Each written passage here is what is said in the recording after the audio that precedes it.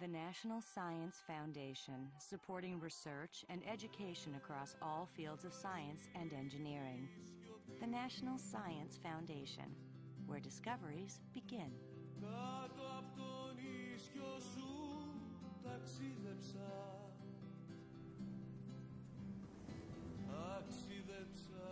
This film is a tribute to all those early Greek explorers whose ideas still light our world.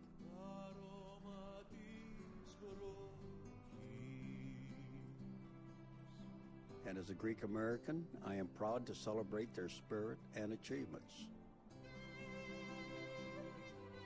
I hope you'll be amazed and inspired by their story and by all the wonders of ancient Greece.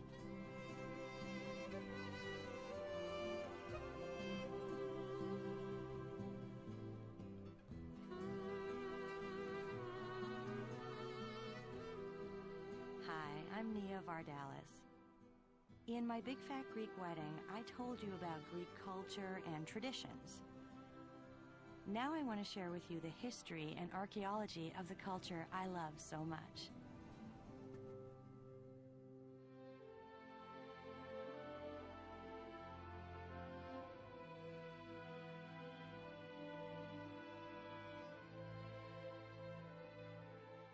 "2,500 years ago, our ancestors initiated the most radically innovative period in all of human history.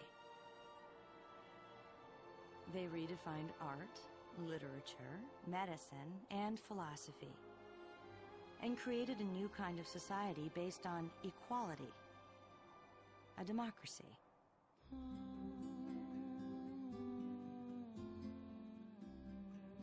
In many ways, we are all sons and daughters of ancient Greece. I am Greek. So are you.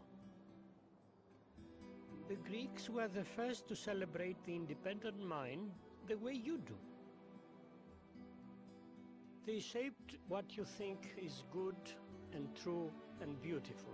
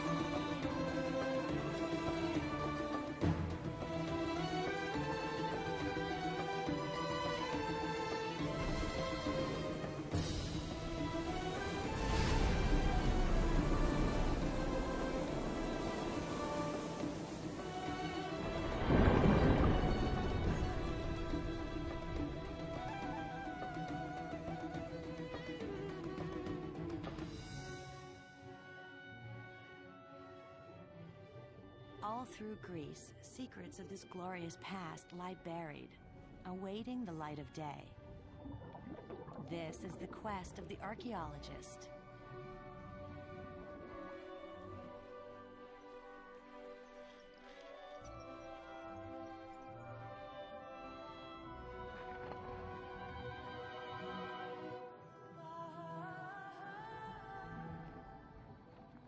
After 2,000 years, chance uncovered the statue of Poseidon, god of the sea.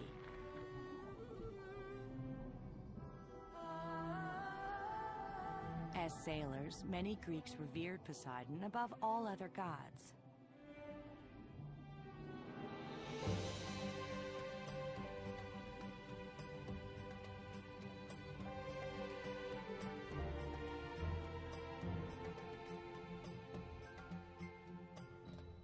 In all of the Mediterranean, the Greeks were the first ever to make seagoing voyages.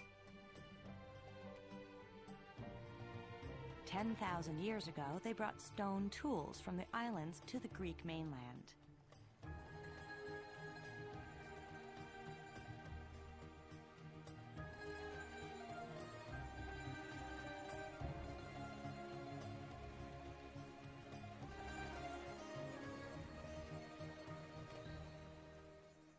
They became skilled sailors because they had to be.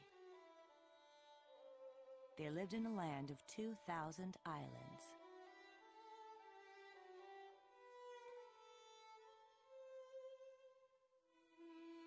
Strategically located between Europe, Asia, and Africa, Greece was destined for a pivotal role in the spread of ideas.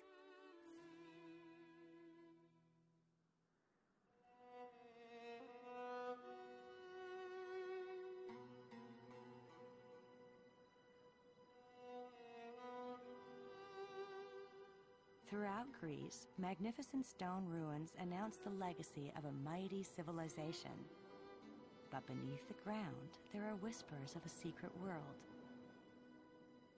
As an archaeologist, Christos Dumas has spent a lifetime listening for these voices of the past. My father was a farmer, too poor to own his own land.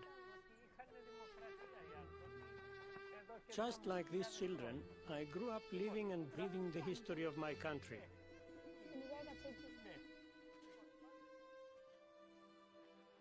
My most thrilling moment was not my greatest find.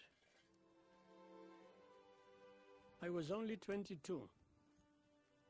I discovered a scrap of broken pottery that somebody had inscribed 2,500 years ago. I knew right then I had to devote my life to this kind of detective work.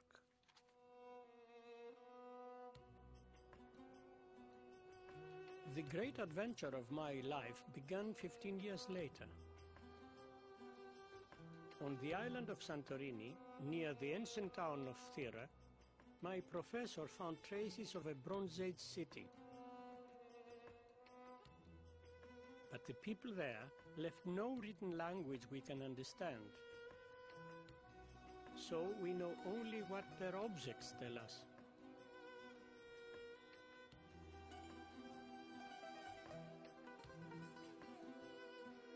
Dr. Spiridon Marinatos had found evidence that would open the door to a lost world.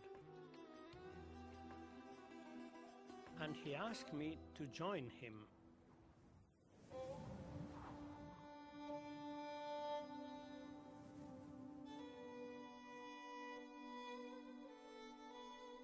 Many Bronze Age sites have been trampled by time. But not here, where the gigantic volcanic eruption which destroyed the culture also preserved it.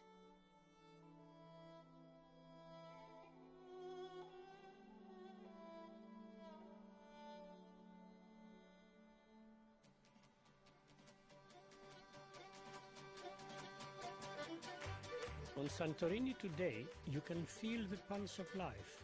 So it's not too hard to imagine what this island was like 35 centuries ago, before life was suddenly snuffed out.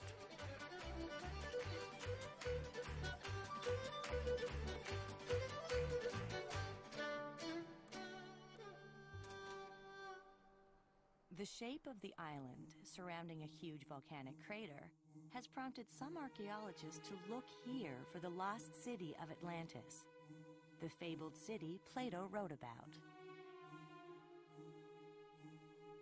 Plato described Atlantis as an island city surrounded by a ring of land, much like Santorini.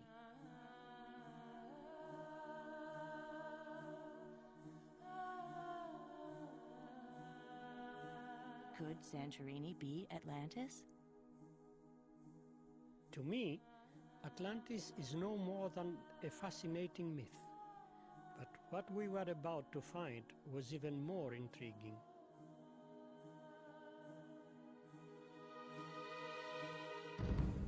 When we dug down and brushed away the ash, we found thousands of everyday items.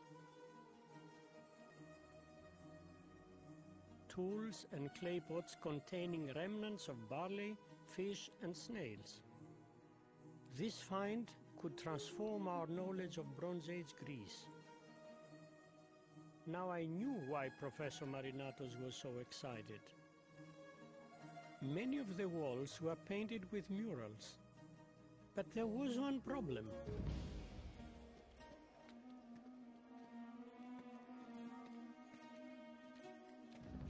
The wall paintings were smashed to pieces. They survived only because the site was covered in a shield of pumice, which is rather like popcorn.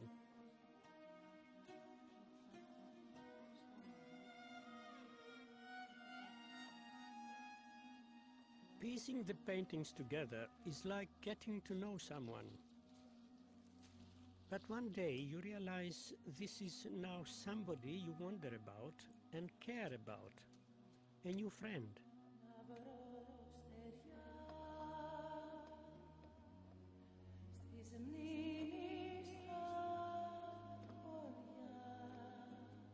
Until now, no one had ever seen such an expressive face from Bronze Age Greece. People from the past speak to us, provided we are ready to listen.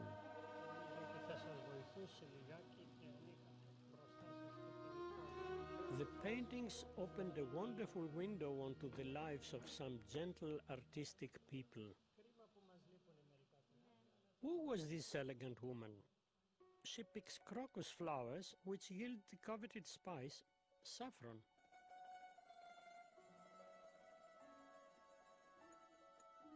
We carefully catalogue the seeds found here.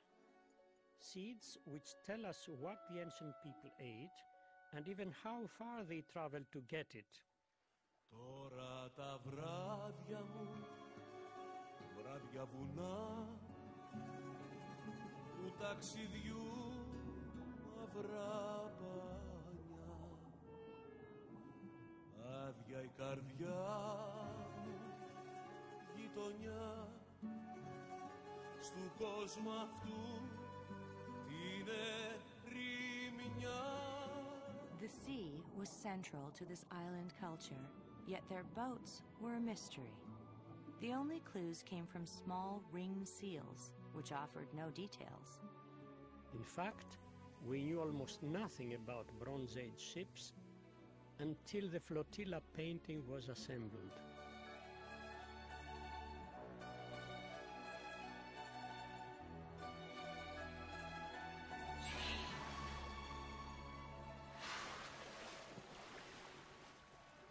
We were amazed to see such large ships.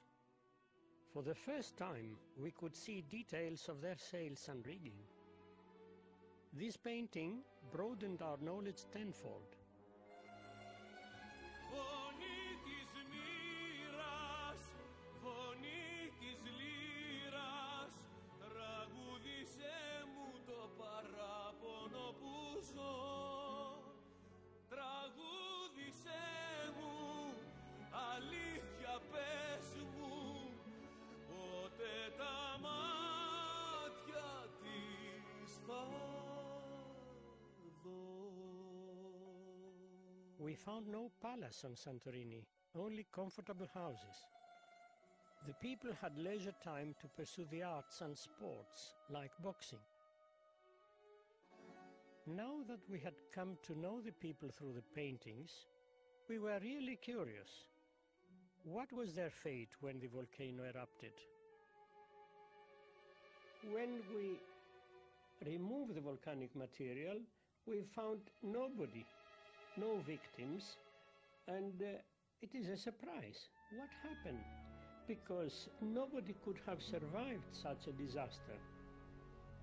Poisonous gases accompany the eruption, and people would have died instantly, just as they did at Pompeii.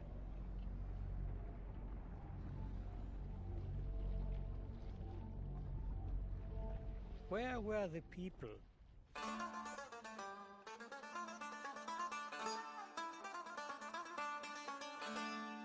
To unravel this mystery, we had to understand the volcanic eruption that buried their homes. For that, I turned to my friend with a long name, the volcanologist Dr. Yorgos Voulloukalakis. I call him George. George to the rescue.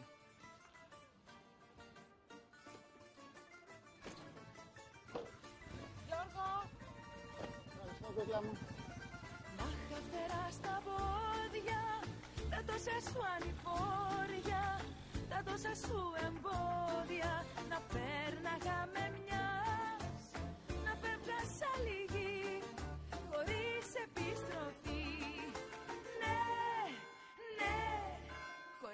επιστροφή. Ναι, ναι, να φεύγα σαν λυγή, να μου φωτιά που απλώνει, ήλιος που ξημερώνει και να σε εσύ το χιόνι.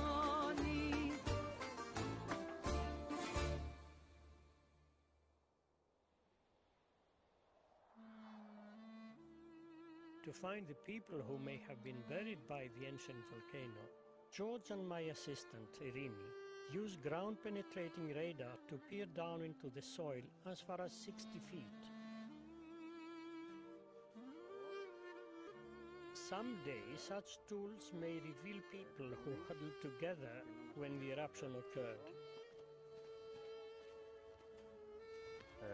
In our search, George and I used the Socratic method by asking questions of each other. Yes, but this is due to what? To the composition or to the machine or to the capacity of the machine or what? Okay, I think that it's because there is no settlement here. Was there enough time to escape the island in boats? George said that perhaps the timeline of the eruption could help us.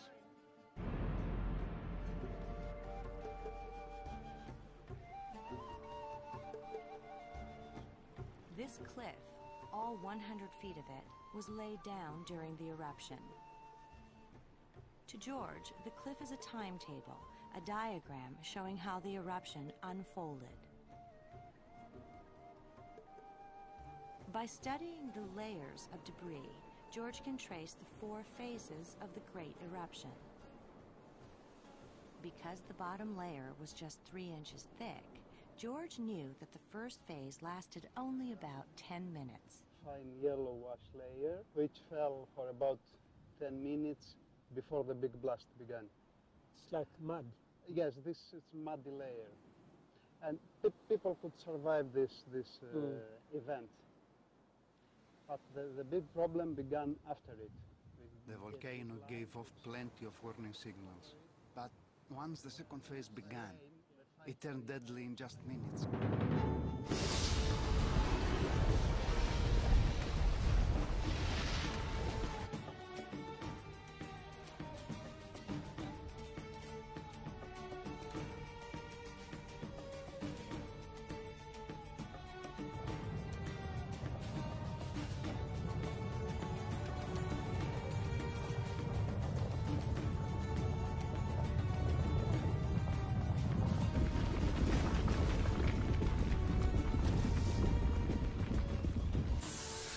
The third phase began when the volcano's cone caved in.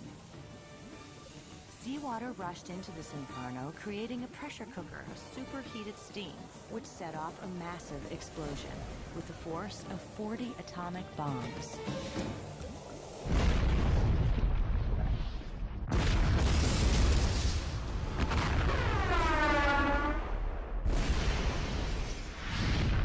Phase 4.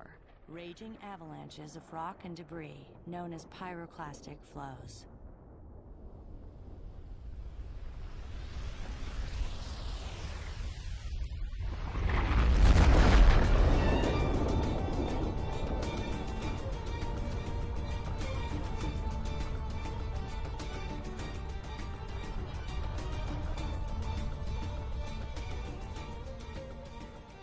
Evidence suggests that the volcano produced gigantic waves, 60 feet high.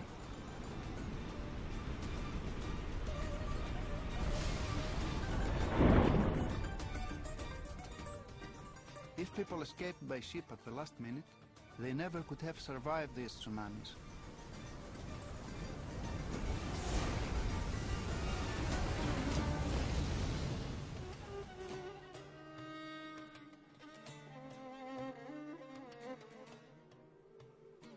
The thickness of ash has proved that this was probably the largest volcanic explosion ever witnessed.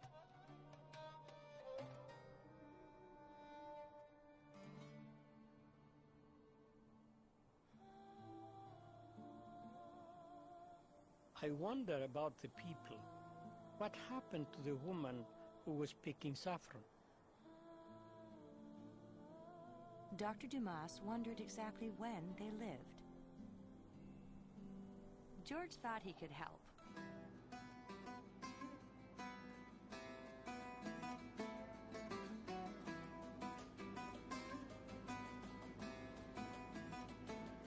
George makes frequent trips to study the volcano's vents. This is George's laboratory.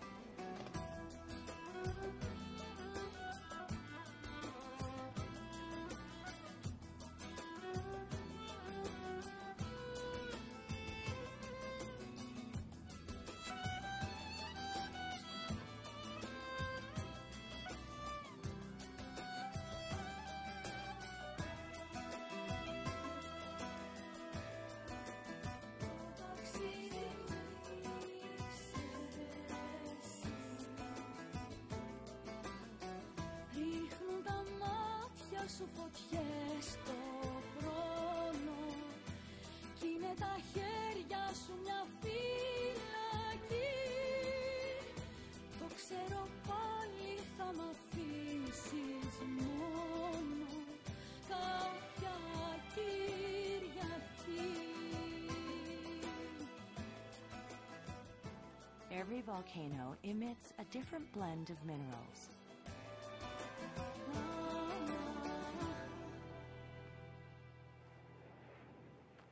To pinpoint the exact date of the eruption, George and other geologists identified the distinct mineral fingerprint of the Santorini volcano.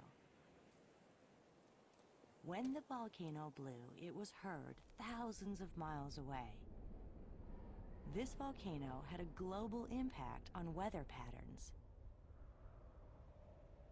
Far away in Greenland, when the volcanic ash settled on the ice cap, it left a fingerprint. Who would expect that an ancient Greek secret lay buried in a glacier? Scientists have drilled down 2 miles into the ice cap to recover ice cores that go back 250,000 years. Each stripe represents a summer and winter. The unmistakable fingerprint of the Santorini eruption tells scientists exactly what year the volcano blew. 1646 BC. A century earlier than the historians had previously thought. The startling date of the eruption changed the timeline of Greek history. The date of the paintings proved that the islanders had wider contact with other cultures sooner than expected. Because we have the depiction of Mycenaean warriors with their boar-tusk helmets. Boar-tusk helmets were worn only by Mycenaeans, Greek mainlanders considered enemies of the island cultures. Yet here they all are, side by side, on the same ship. Something that archaeologists are still coming to grips with.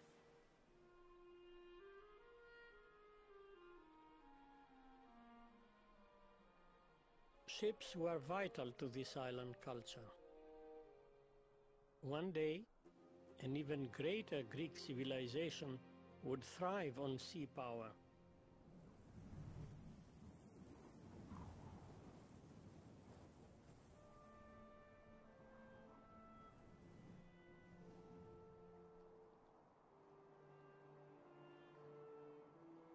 A 1,000 years after the volcano buried Santorini, the Greeks sailed well beyond the Aegean Sea, encountering exotic new ideas which inspired them to reshape their view of the world.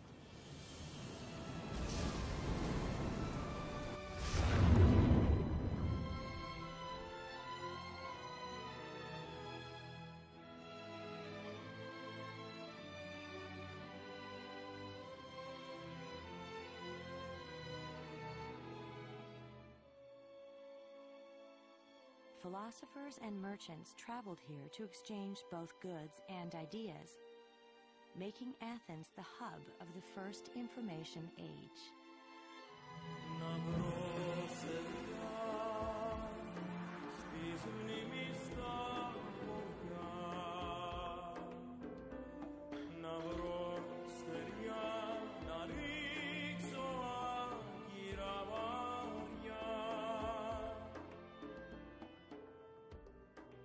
Here in Athens, unlike Santorini, historians and poets wrote down every detail of all the great events.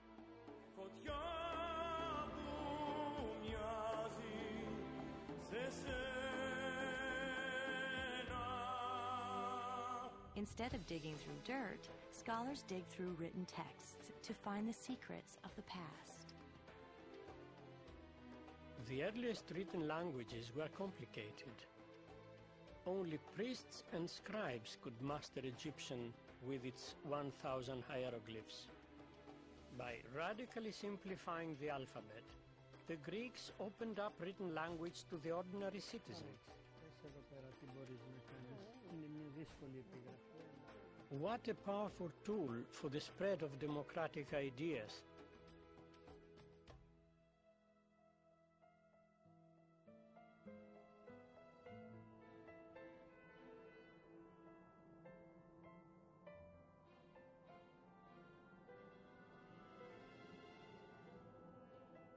Although free thinkers risked censorship and even death, the central marketplace in Athens was the site of heated debates. The most radical topic of debate was democracy.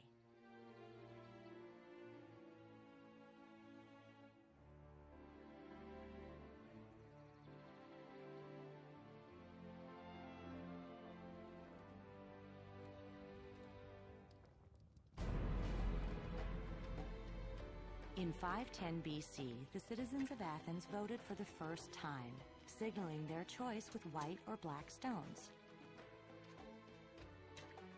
But this experiment in democracy had limits. Voting was open only to citizens, male citizens. Women and slaves could not vote. For nearly a century, Greece blazed like the sun at the intellectual center of the ancient world, embracing foreign ideas and improving on them.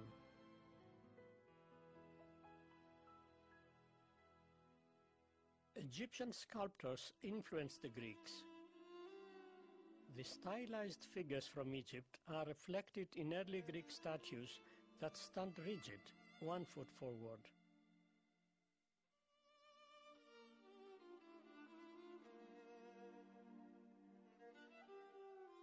But once the Greeks mastered the skill, they took it to another level and made it their own. The sculptors could almost breathe life into marble and bronze to capture the truth about how we move.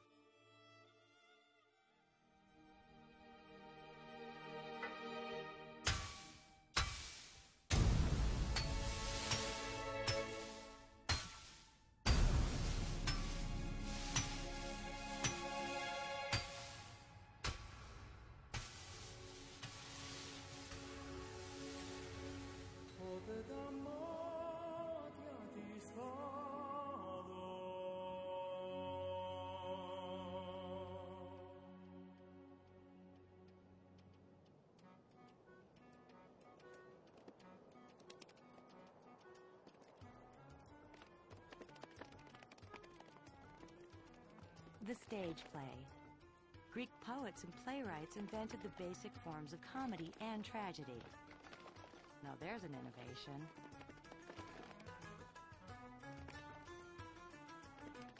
Hundreds of theaters were built all over the Greek world. The ancient Greeks grasped the true purpose of theater. It was not simply entertainment. Theater was a central forum for debating ideas. Ώστε εδώ είστε λοιπόν. Ελάτε να σας ανακοινώσω κάτι. Λοιπόν, τα αποφάσισα. Θα κάνουμε αποχή από το σεξ να σταματήσει ο πόλεμος. This is the great play Lysistrata, one of the first anti-war comedies. Ούτε κι εγώ κι ας πενασούν ο πόλεμος. Hey, I think that's my cousin. Ούτε εσύ, εσύ που μου έλεγες θα έχουμε στο κορμί σου τα δύο. Εσύ. Αποκλείεται. Ούτε εγώ. Ούτε εγώ. Όχι. Όχι. This culture celebrated both the poet and the warrior. The Greek navies relied on sleek ships called triremes.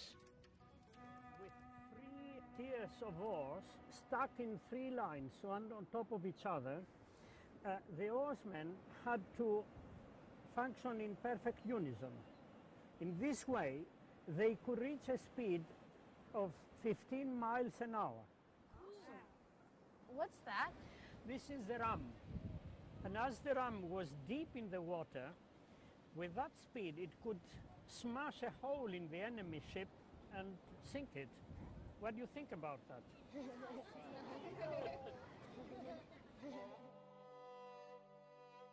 To expand their empire, the Persians attacked Greece. The Athenian navy laid in wait at dawn at the Straits of Salamis. In this narrow passage, the faster Greek ships had an advantage.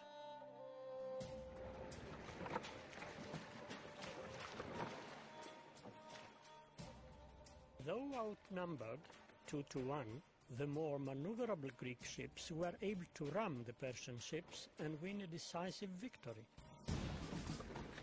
At Salamis, Greek seafaring skills preserved democracy.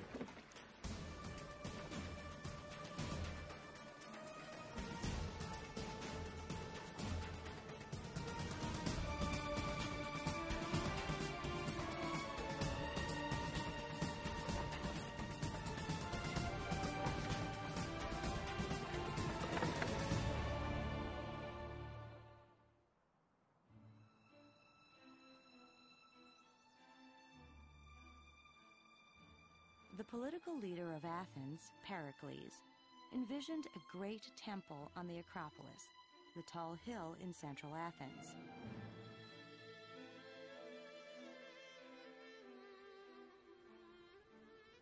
Hundreds of stonemasons labored for 15 years.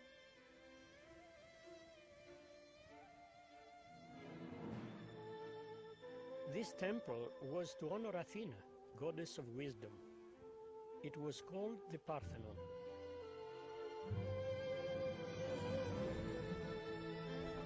Of all the gods and goddesses, Athena was the most revered by the Athenians.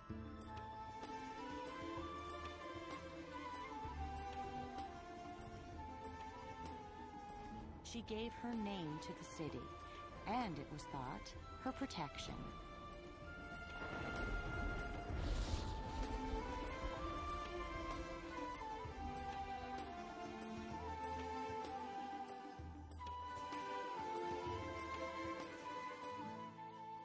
Today, the words of Pericles seem prophetic, but not in the way he intended. You should fix your eyes every day on the greatness of Athens, as she really is, and should fall in love with her. When you realize her greatness, then reflect that what made her great was men with a spirit of adventure, men who knew their duty, men who were ashamed to fall below a certain standard.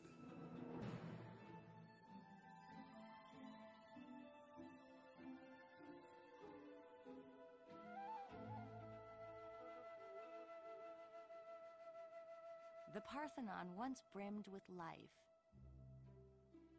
But today, broken columns lie scattered about. New software helps archaeologists piece together the puzzle without physically moving around blocks of marble that weigh 10,000 pounds each.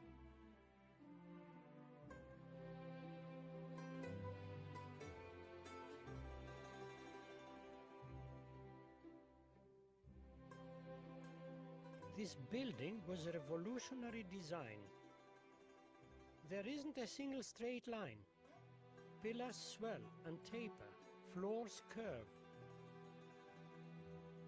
The Greeks had the genius to tailor this building to the human eye, and the skill to build it.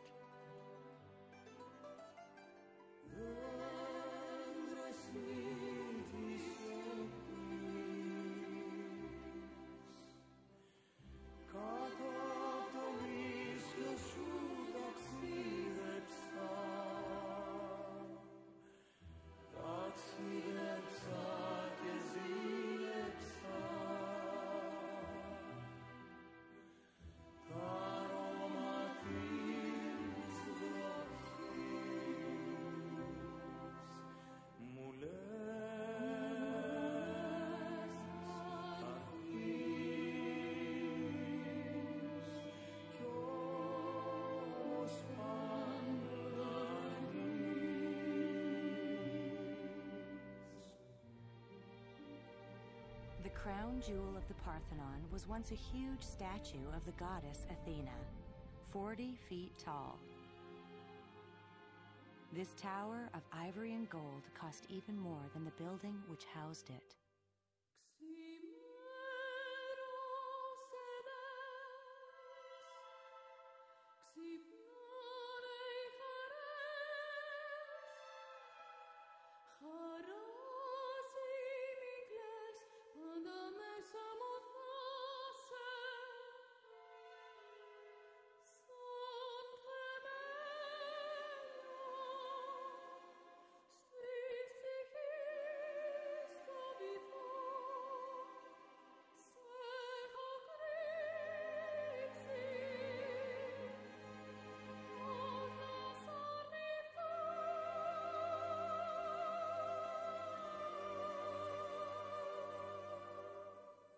When the computer carried us back through time, I felt such a deep connection to my Greek ancestors.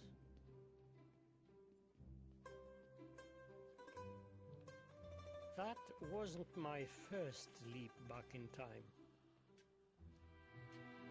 That little piece of pottery I unearthed 50 years ago was a ballot used to vote against Pericles, the visionary builder of the Parthenon. I've never forgotten that moment.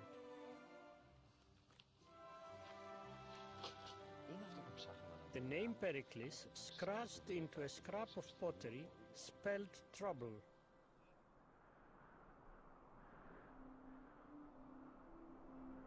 Athens had overspent her treasury.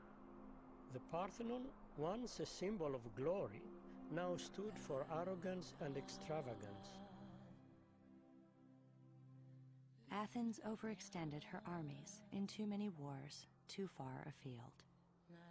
The long wars with Sparta left Athens too poor and too weak to keep her grasp on power.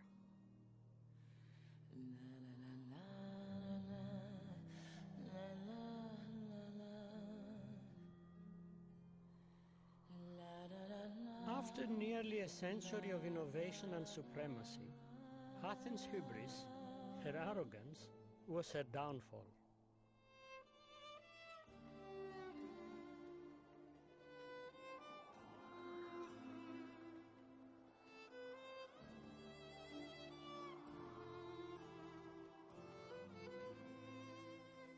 Here, on the abandoned island of Delos, you can almost hear the echoes of high-flying Athens crashing to earth. Even today, the fall of Athens sounds a note of caution. Delos was the treasury for Athens, a center of wealth, alive with laughter and music, and if you listen, you can hear it on the wind.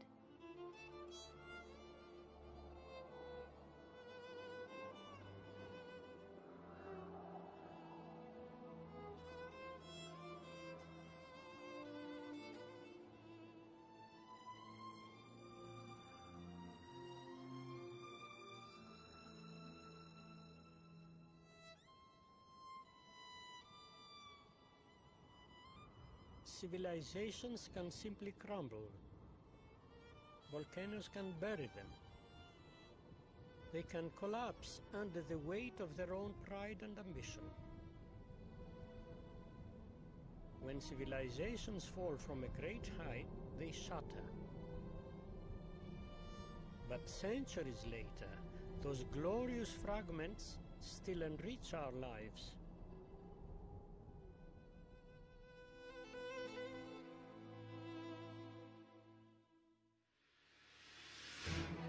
Over 3,000 years ago, Greeks took to the sea in ships, seeking wealth and power.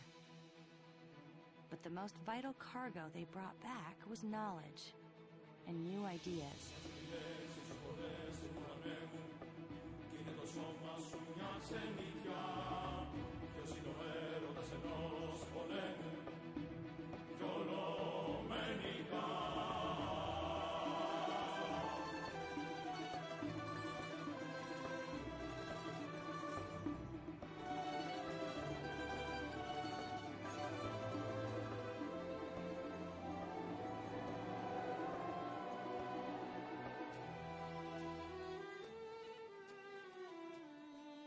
On the island of Santorini, Dr. Dumas continues his detective work.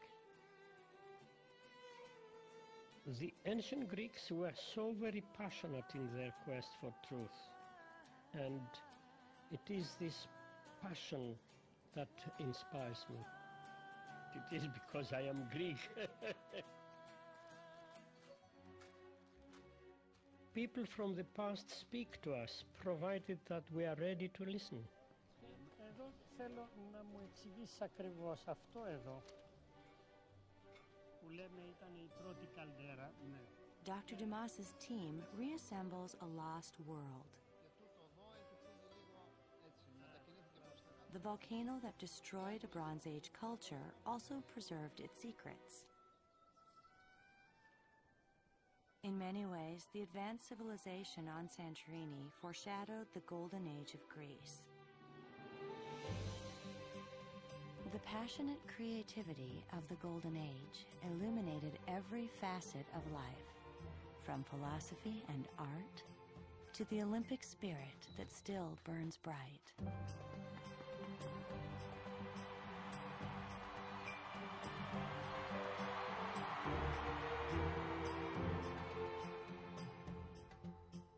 No other civilization has so profoundly shaped who we are and how we live.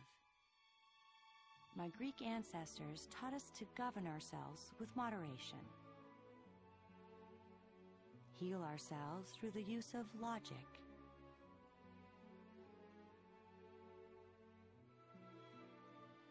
and express ourselves, our inner soul, through art.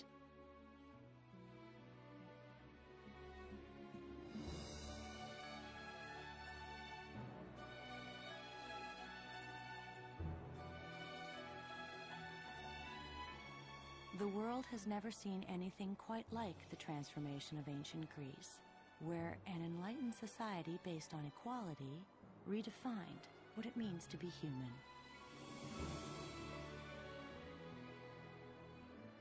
So mighty was that one great burst of light that its afterglow still lights the world.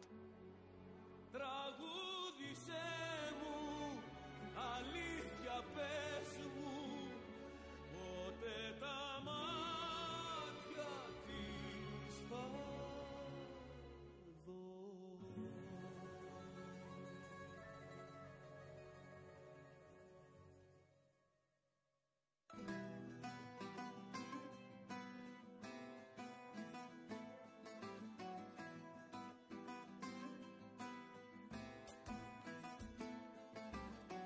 Μοιάζουν οι λέξεις σου χορδές